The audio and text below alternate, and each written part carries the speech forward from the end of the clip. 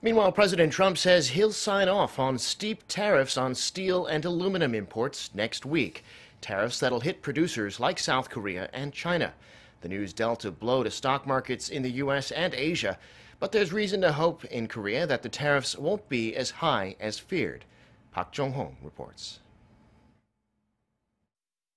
President Trump has made it clear that steel and aluminum exports to the U.S. will be subject to tariffs of 25% and 10% respectively.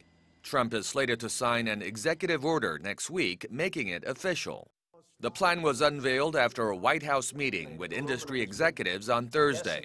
President Trump added the move is aimed at propping up the U.S. industry and creating jobs for American workers.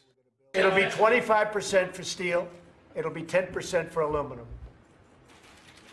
And it'll be for a long period of time.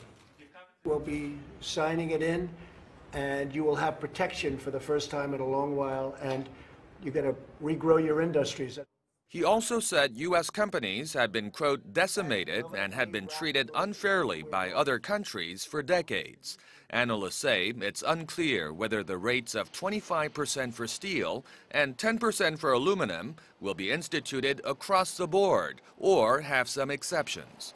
Trade sources in Washington think the rates would not apply to Canada, which hires a number of American workers. In any case, if the rate turns out to be final, South Korea will be letting out a sigh of relief, as the U.S. Commerce Department had initially suggested dropping a tariff bomb of more than 53% on 12 countries, including Korea. Following Canada and Brazil, South Korea is the third largest exporter of steel to the U.S., with last year's export volume estimated at 3.65 million tons. Critics say Trump's measures will fail to boost jobs and even risk stoking a trade war with China.